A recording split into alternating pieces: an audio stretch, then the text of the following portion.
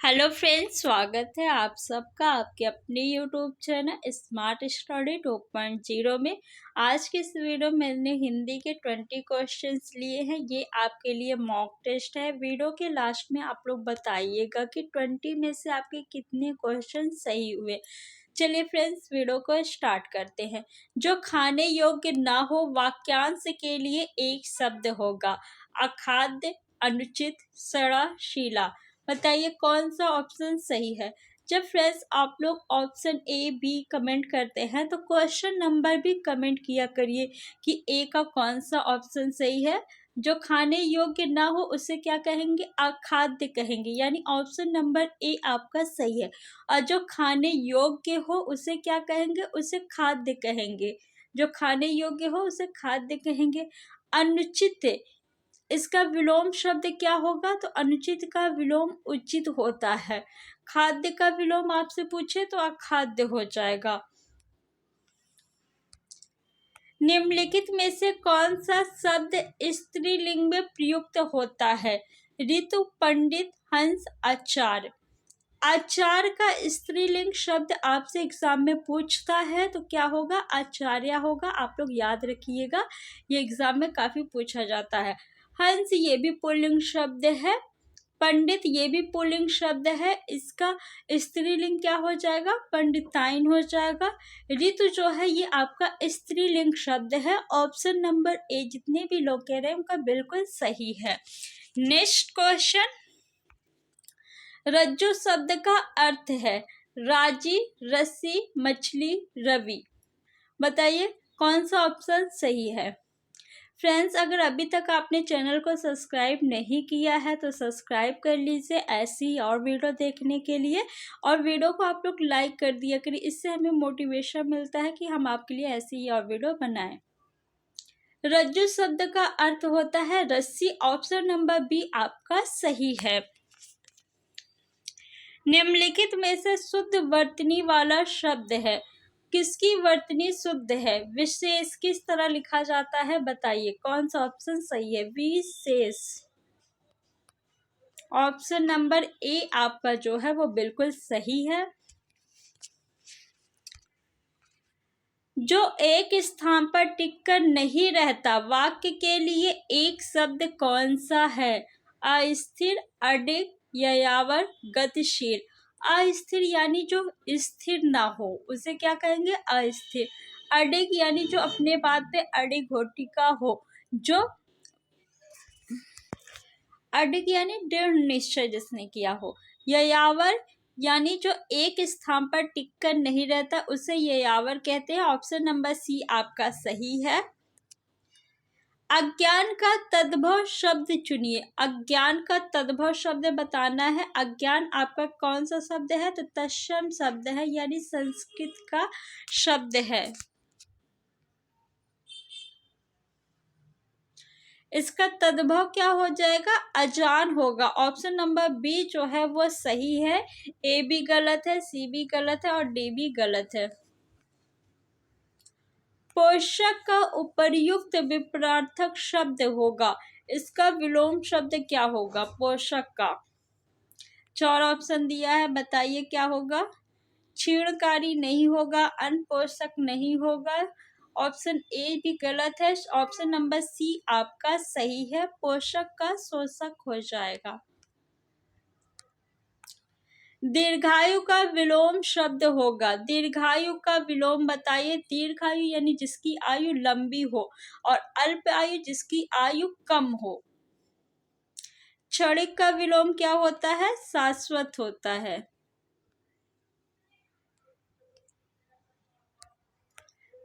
तनु, तनु शब्द युग्म का सही अर्थ है। एक तनु में छोटा उ की मात्रा है, एक में आपका बड़ा उ की मात्रा है। इसका अर्थ बताना है। तो जिसमें छोटा उ की मात्रा है तनु, इसका अर्थ होगा पतला।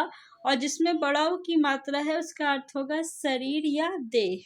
ऑप्शन नंबर आपका सी जो है वो सही है।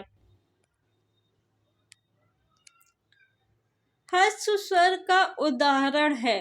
स्वरों की संख्या एग्जाम में पूछी जाती है, कितनी होती है? तो 11 होती है। व्यंजनों की संख्या कितनी होती है? कुल व्यंजनों की संख्या 33 होती है, कुल व्यंजनों की संख्या।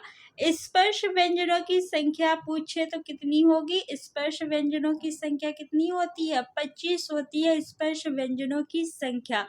का से लेकर माँ तक जितने भी व्यंजन आते हैं वो स्पर्श व्यंजन कहलाते हैं। का से लेके माँ तक के व्यंजन। आपसे यहाँ पे पूछा है ह्रस्व स्वर।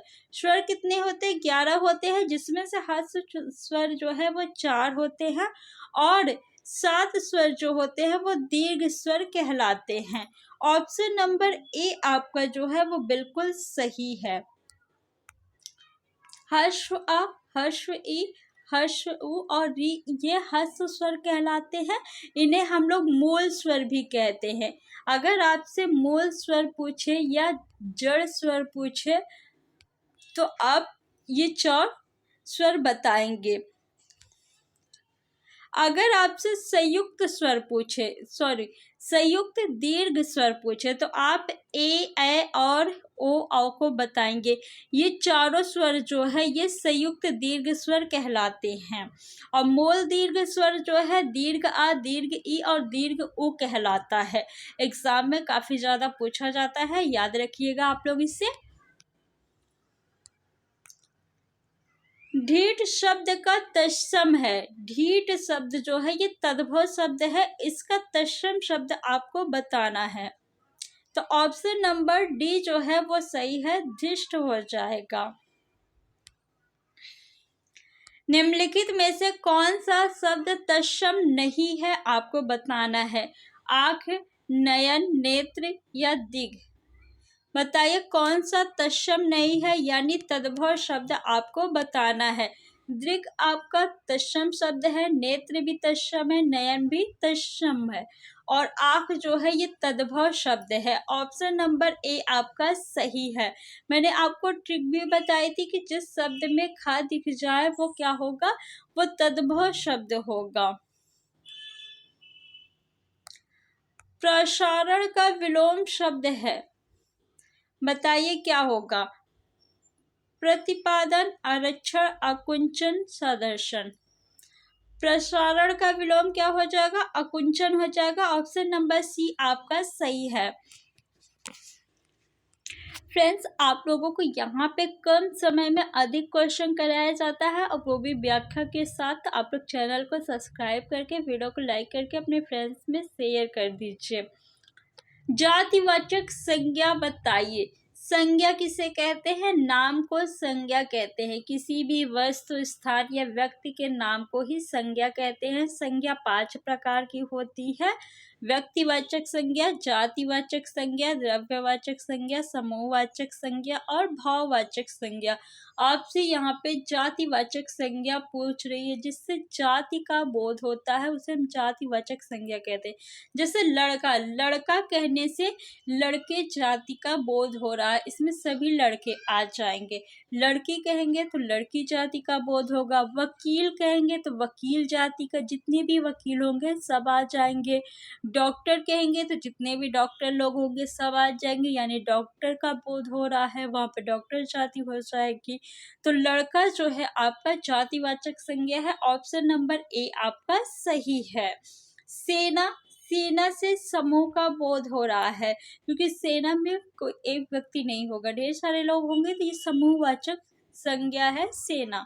श्याम यानी एक लड़के का नाम है। जब किसी एक लड़के का नाम लिया जाए या व्यक्ति या एक स्थान का नाम लिया जाए, किसी जगह का नाम लिया जाए, तो वो क्या हो जाएगा? व्यक्तिवाचक संज्ञा हो जाएगा। जैसे श्याम, गंगा, गंगा एक नदी का नाम है ना, गंगा क्या है? व्यक्तिवाचक संज्ञा है। लेकिन अगर आपसे नदी कह दे तो नदी जातिवाचक संज्ञा है। निम्नलिखित में से कौन सा कांच का सही पर्यायवाची शब्द है? 4 ऑप्शन दिया है, आपको बताना है। तो कांच को हम लोग शीशा भी कहते हैं। ऑप्शन नंबर सी आपका जो है वो बिल्कुल सही है। निम्नलिखित विकल्पों में से शुद्ध वर्तनी वाले शब्द का चयन कीजिए। संन्यास किस तरह लिखा जाएगा, बताइए किसकी वर्तनी शुद्ध है? संन्यास। ऑप्शन नंबर बी जो है वो सही है। कुछ छात्र जो है ऑप्शन नंबर ए या फिर डी को लगा देते हैं, तो ये बिल्कुल गलत है। इस तरह नहीं लिखा जाता है संन्यास। आपके संन्यास की जो वर्तनी शुद्ध है ये है ऑप्शन नंबर बी। बचपन और जवानी के बीच की अवस्था क्या कहलाती है? बताइए क्या कहलाती है बचपन और जवानी के बीच की अवस्था? वयःसंधि कहलाती है। ऑप्शन नंबर सी आपका सही है।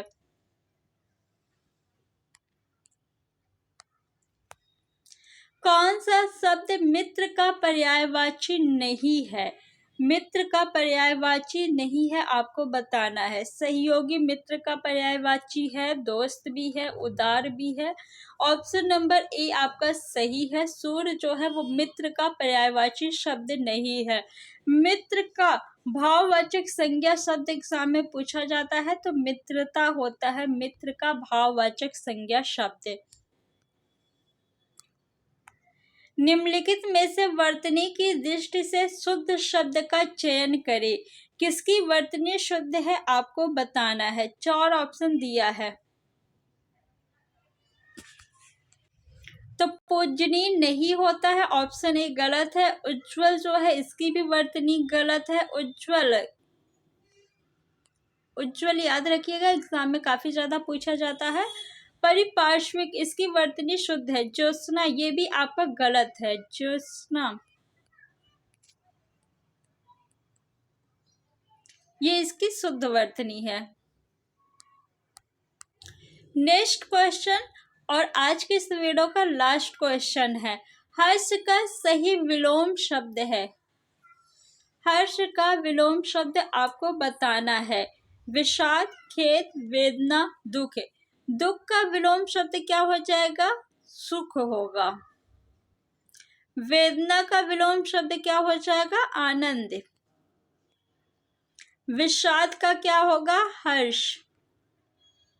ऑप्शन नंबर ए आपका जो है बिल्कुल सही है। तो फ्रेंड्स हमने मात्र 12 मिनट में 20 क्वेश्चन कर लिए। अब बताइए आप लोग कि 20 में से आपके कितने क्वेश्चन सही हुए हैं। और अगर अभी तक आपने चैनल को सब्सक्राइब नहीं किया है तो सब्सक्राइब कर लीजिए, वीडियो को लाइक कर दीजिए और वीडियो को ज़्यादा से ज़्यादा अपने फ्रेंड्स में शेयर करिए।